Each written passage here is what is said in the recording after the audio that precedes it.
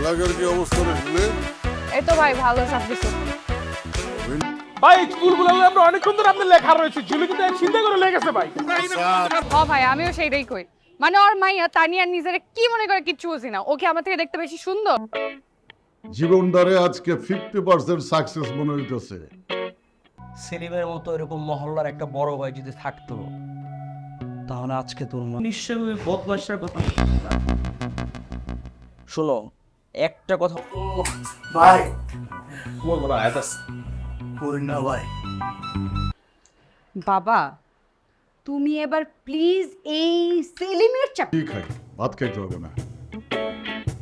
মিন্টু ভাই খালি জানলে হইব না, জানার পরে সেটা বাস্তবায়ন থেকে নামায় পড়ি আবার রেখে দিই।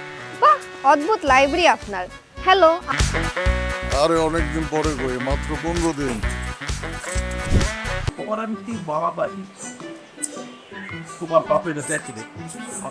মাইকিং করে দে, তোর তানিয়া আপু এখন এলাকার ভাবি। সেলিম ভাই, আমি আপনাকে ভালোবাসি, আপনি তানিয়ার কথা বাদ দেন তো। এই